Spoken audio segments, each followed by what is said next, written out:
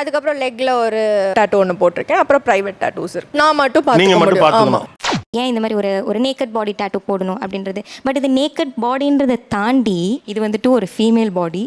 So நான் 55+ tattoos போட்டிருக்கேன். இது 55+ டாட்டூஸா? மண்டை ஓடுன்றது நெகட்டிவ்னு சொல்றீங்களா?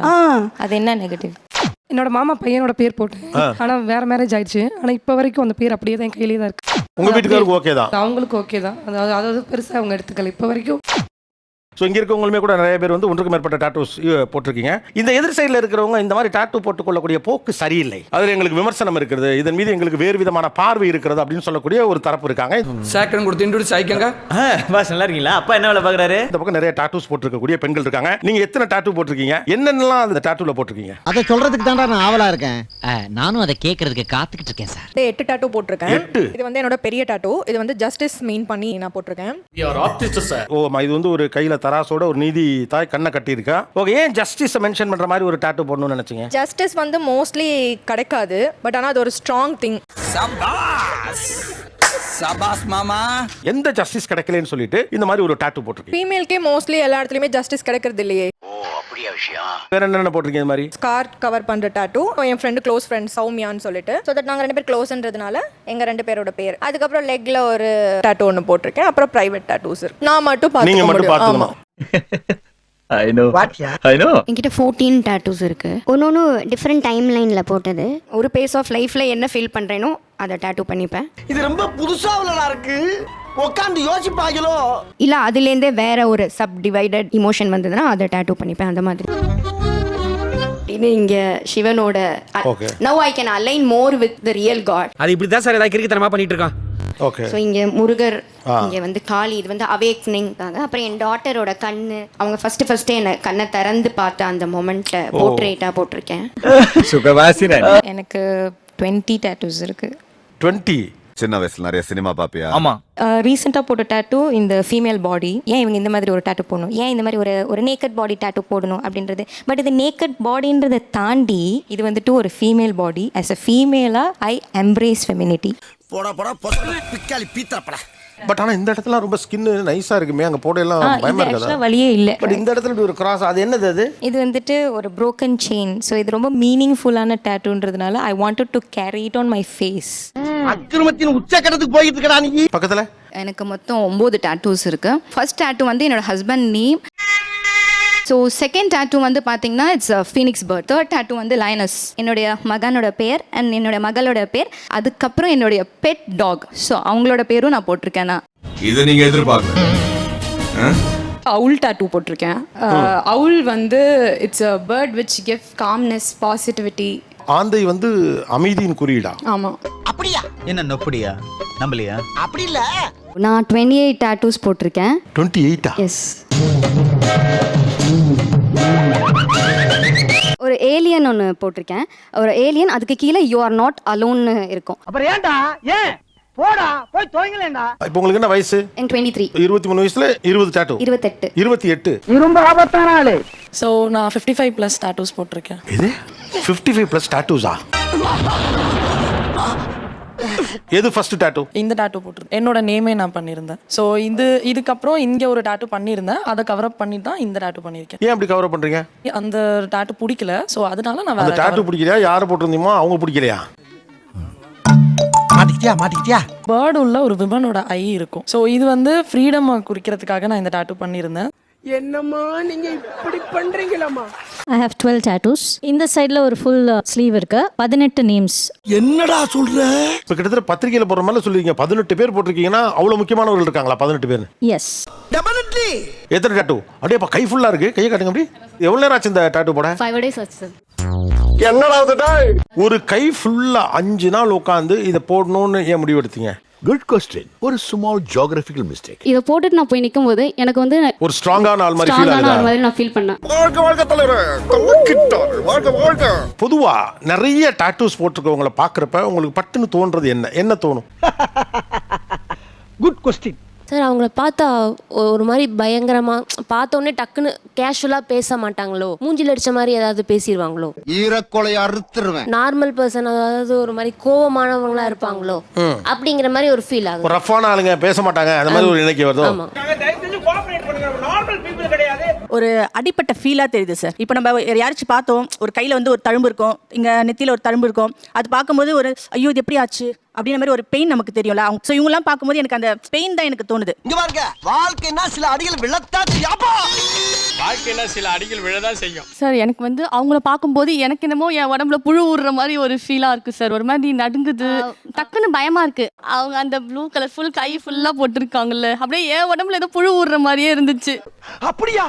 தன்னை அடையாளப்படுத்திக்கிறதுக்காக நிரந்தரமாக ஒரு பச்சையை குத்திக்கிட்டு அதை நியாயப்படுத்துறதுக்கு ஒரு பாயிண்ட்டை தேடிட்டு, ஸோ எப்போவுமே ஒரு குழப்பமான மனநிலையே அவங்க தேடி தன்னை சிறைப்படுத்திக்கிறாங்களோ அப்படின்னு தோணுது. என்ன எடவியா அடுத்த தலைமுறையை தப்பாக கொண்டு போகிறாங்களோன்னு தோணுது. இப்போ நீங்கள் இந்த இதில் அந்த கையில் ஒரு லெஃப்ட் செயின், அதெல்லாம் சைக்கிள் செயின், அது கழுத்தில் என்ன தொங்குது? நீங்கள் தலைமுறை இப்போ எங்கே கூட்டிகிட்டு போகிறீங்க பாருங்கள். வயசான ஒரு இது மாதிரி ஒரு நிகழ்ச்சியில் வர்றவர் கழுத்தில் செயினை போட்டுக்கிட்டு இந்த தலைமுறை இப்போ எங்கே கூட்டிகிட்டு போகிறீங்க நீங்கள்? இதில் யாருக்கு பதில் சொல்ல விரும்புகிறீர்கள்? அவங்க வந்து பார்த்தவொடனே புழு ஊறுற மாதிரி இருக்கு அப்படின்னு ஒன்று சொல்றாங்க. டாட்டூஸ்ல எவ்வளோ பேர் வந்து ஃப்ளவர்ஸ் போட்டிருக்காங்க, எவ்வளோ பேர் வந்து மீனிங்ஃபுல்லா போட்டிருக்காங்க. இதுல என்ன உங்களுக்கு வந்து புழு ஊறுற மாதிரி இருக்கு? அவ்வளோ அருவருப்பா நீங்க ஏன் அதை பாக்குறீங்க? அவர் கேள்விக்கு பதில் சொல்லுங்க மாமா. ஃபர்ஸ்ட் எனக்கு வந்து உங்களை பார்க்கும்போது உங்க டாட்டூ தான் ஃபர்ஸ்ட் எனக்கு தெரியுது. அது பார்த்தோனே பாத்தீங்களா குறுக்க பேசுறா? குறுக்க பேசாத, கேட்டுட்டு இருக்கோம்ல. பார்த்தோனே ஒரு மாதிரி டக்குன்னு எனக்கு ஷிவர் ஆகுற மாதிரி ஒரு ஃபீலிங்கா இருக்கு. ஷிவர் ஆகுது. அது என்ன ஃபீல்? என்ன தம்பி ஃபீலிங்கி? ஆர்ட் அவ்வளவுதான். அதுல வந்து உங்களுக்கு வந்து அருவருப்பு படுறதுக்கு புழு ஊறுறதுக்குலாம் ஒண்ணுமே இல்ல. அது ஒண்ணு இல்ல. நோ நோ நோ, கண்டிப்பா வந்து அது என்னோட எமோஷன். டக்குன்னு பார்த்ததும் ஒரு மாதிரி எனக்கு oh my god அப்படியே அவங்க பாம்புன்னு சொல்லும்போது அப்படியே ஒரு மாதிரி ரொம்பவே எனக்கு ஷிவர் ஆச்சு. நடுங்கிடுச்சு. ஒரு மாதிரி நீங்க வந்து அந்த நீங்க ரொம்ப வீக்கா இருக்கீங்கன்னு அர்த்தம். அப்படிலாம் கிடையாது. ஐ அம் வெரி போல்ட். பின்தானே பின் சாஃப்டா இருப்பான்னு நினைக்காதீங்க. நான் கொஞ்சம் ரகடான ஆள். புழு ஊறுற மாதிரி இருக்கு, ஆக்வர்டா இருக்கு, அசிங்கமா இருக்கு, அப்படி கொண்டு வர வேணாமே. அப்படிங்களா? ரொம்ப ரொம்ப சாரி சார். அப்படிதான்டா பேசுவேன், அப்படிதான் பேசுவேன். வந்து டிராயிங் ஆர்டிஸ்ட். நிறைய டாட்டூ வந்து அருவருப்பு, டிராயிங் வந்து அழகு. நீங்க எப்படி சொல்றீங்க? எப்படி பேசினாலும் கேட்டு போறானே. ஸோ மெஹந்தியாக இருக்கட்டும், டிராயிங்காக இருக்கட்டும், இட்ஸ் டெம்பரரி. ஓகேங்களா? ஸோ டாட்டூ வந்துட்டு இட்ஸ் பெர்மனன்ட். நான் செத்தாலுமே அந்த டாட்டூ என் ஸ்கின்ல தான் இருக்கும். அடடா மகராச, இப்பதான்டா நீ லட்சணமா இருக்க. ஸோ என்னோட விஷயத்தை வெளிப்படுத்துற ஒரு விஷயத்தை நீங்க அருவருப்புன்னு சொல்லவே கூடாது. ஓ சாரி மிஸ்டர் ரகுவரன், என்ன மன்னிச்சிருங்க. டாட்டூக்கு பாடிலி ஸ்கின் சார்ந்து I think madam can tell you, skin சார்ந்தோ நிறைய சைடு எஃபெக்ட்ஸ் இருக்கு. அந்த பயம் எனக்கு இருக்கு. நம்ம போடுறோம், சம்டைம்ஸ் இட் பிகம்ஸ் ப்ரெஷர் அந்த ஸ்பௌஸ், அந்த ஸ்பௌஸையும் ஃபோர்ஸ் பண்ணுறோம். இப்போ நீ என்ன உண்மையாக லவ் பண்ணுறியா போடுறோங்கிறப்ப தான் ப்ராப்ளம் வர ஆரம்பிக்குது. அகேன் பாடிலி கமிட்மெண்ட்னா இருக்கணும் தேவையில்லைல்ல. அப்படி அது தெரியாது சார். பிகாஸ் நம்ம சாகும்போது நம்ம என்ன எடுத்துட்டு போறோம்? ஒண்ணுமே எடுத்து போறது இல்ல. நம்ம இப்போ டெட் பாடியா இருக்கும்போது கடைசியில எல்லா சாங்கியமும் பண்ணிட்டு நம்ம ஜுவல்ஸை கூட ஊற்றி எல்லாருமே ஷேர் பண்ணிப்பாங்க. பட் இது என்னோட எமோஷன்ஸ், இது நான் கேரி பண்ணிட்டு நான் என் கூட எடுத்துட்டு போறேன். இதுல எப்படி லாஜிக் இருக்கு? எனக்கு புரியல. நான் என்ன கேட்குறேன்னா, அப்போ மெஹந்தியில் மண்டை ஓடு போட்டால் உங்களுக்கு அது எதுவாக இருந்தாலும் மண்டபோடு போட்டால் ஒரு மாதிரி அது யாருமே விரும்பாத ஒரு விஷயம். எந்த ஆர்ட் ஃபார்ம்லையும் நான் அதை பார்த்ததே கிடையாது. இல்லையே, அதெல்லாம் இல்லையே. இல்லையா? இருக்குடா. உங்க டாட்டூ மட்டும்தான் அந்த மாதிரி நெகட்டிவிட்டி. ஒரு பெரிய மண்டவோட போடுறாங்க. இப்போ ஒரு லவ் பண்றாங்க, பிடிக்கலன்னா அதை அழிச்சிட்டு ஒரு பேய் உருவமா வரைகிறாங்க. ஸோ இந்த மாதிரி ஒரு நெகட்டிவிட்டியா அதை பார்க்கவே ரசிக்கும்படியா இல்லை. கரெக்டா சொன்னீங்க. மண்டை ஓடுன்றது நெகட்டிவ்னு சொல்கிறீங்களா? அது என்ன நெகட்டிவ்? அந்த பையன் லூஸ் மாதிரி பேசுறா. அது ஒரு எலும்பு கூட ஒரு நெகட்டிவ். இப்போ நம்ம இறந்த பிறகு நம்ம எலும்பு கூட தானே ஆகிறோம். பைத்தியமாடா. பச்சை பைத்தியம். இறப்பு நெகட்டிவ் தானே, அப்போ எலும்பு கூட நெகட்டிவ் தான். 19 year old வந்தெல்லாம் வந்துட்டு அவங்க பாய் ஃப்ரெண்ட் பேரை மோஸ்ட்டாக செஸ்ட்டில் போடுவாங்க, பேரண்ட்ஸ்க்கு தெரியக்கூடாதுன்னு சொல்லிட்டு. அப்புறம் தான் எனக்கு தெரிஞ்சதுங்க அவங்க என்ன ஏமாத்திருக்காங்கன்னு. ஆனால் நான் என்ன பண்ணுவேன்னா, பெருசாக போடுறதுக்கு பதிலாக இல்லைங்க உங்களுக்கு பெருசாக போட்டால் நல்லா இருக்காது, இல்லை உங்களுக்கு பட்ஜெட் இவ்வளோ தானே இருக்குது அப்படின்னு சொல்லி எவ்வளோ முடியுமோ அவ்வளோ சின்னதாக போட்டு விட்டுருவோம். உங்களுக்கே தெரியும் பின்னால் அழிக்க வேண்டி வரும்னு. ஆமாம். என்னோட மாமா பையனோட பேர் போட்டு, ஆனால் வேற மேரேஜ் ஆயிடுச்சு. ஆனால் இப்போ வரைக்கும் அந்த பேர் அப்படியே தான் என் கையிலே தான் இருக்கு. நான் அழிக்கணும் ட்ரை பண்ணல, பட் அதை நான் எடுத்த டிசிஷன் அப்படியே இருக்கட்டும்னு சொல்லிட்டு அந்த பேர் இப்போ வரைக்கும் கையில் வச்சுட்டு தான் இருக்கு. உனக்கு அறிவு இருக்கா? இல்ல அறிவு இருக்கான்னு கேக்குறேன். அவருக்கு வேற திருமணம் ஆயிடுச்சு, உங்களுக்கு வேற திருமணம் ஆயிடுச்சு இல்லையா? ஒருவேளை அழிக்கணும்னு ஐடியா இருக்கா? இல்ல. உங்க வீட்டுக்காருக்கு ஓகே தான்? அவங்களுக்கு ஓகே தான். அதாவது பெருசாக அவங்க எடுத்துக்கல இப்போ வரைக்கும். அது இன்ன வரைக்கும் சொல்லி காமிச்சது கூட கிடையாது. உண்மையிலே இந்த ஊர்ல நீ ஒருத்தன்டாண்டா நல்லவன். உங்களுக்கு அதை பார்க்குறப்ப என்ன தோணும்? நான் ஆசைப்பட்ட விஷயம்னு தோணும், கவலையை கொடுக்கும். இது எனக்கு நானே கொடுத்துக்கிற தண்டனை. நான் என்ன கேட்குறேன், அந்த கவலையோட ஏன் வாழ்றீங்க? அதை கடந்து வந்தாச்சு, தினந்தோறும் கவலையை ஃபேஸ் பண்ணிட்டு கையை தூக்கி பார்த்தா அந்த கவலை வந்துட்டு போகும். அது ஒரு மெமரிஸாக இருக்கட்டும்ன்றதுக்காக தான். அது இருக்கட்டும், என் கூடவே இருக்கட்டும். இந்த பேச்சு ஒன்றும் குறைச்சல. சாரி. நான் சின்ன வயசுல ஒரு விஷயத்தை ஆசைப்பட்டு அவங்கள இது பண்ணணும்னு நினைச்சு கல்யாணம் பண்ணணும்னு நினைச்ச ஒரு விஷயம் அது நடக்கல. சரி ஓகே இப்போ வரைக்கும் அது இருக்கட்டுமே, அது நம்ம கூடயே இருக்கட்டும். இப்போ அவங்கள பத்தி மட்டுமே யோசிச்சுட்டு இருக்காங்க. தயவு செய்து அழிச்சிருங்க. உங்க ஹஸ்பண்டோட பெருந்தன்மையை நீங்க வந்து அப்ரிஷியேட் பண்ணணும், மதிப்பு கொடுக்கணும். அன்று நான் அதிர்ச்சி அடைந்தேன், மன உளைச்சலுக்கு ஆளானேன். இப்போ வந்து இது ஒரு நல்ல எக்ஸாம்பிளா இருக்குது. தன்னை பத்தி மட்டுமே யோசிக்க கூடியவங்க தான் டாட்டூ குத்திக்கிறாங்களோ. நான் பொதுவா தானே சொன்னேன். பொதுவா சொல்றது பொது இடத்துல ஏன் சொல்ற? தேங்க்ஸ் எல்லாம். நிகழ்ச்சியில் கலந்து கொண்ட அனைவருக்கும் கோபிநாத் நெஞ்சார்ந்த நன்றிகள். நன்றி, வணக்கம். எல்லாரும் சரிங்க. எதுக்கே சரி சொன்ன? சுபம் சீரியல் முடிஞ்சு போச்சு. சுபம்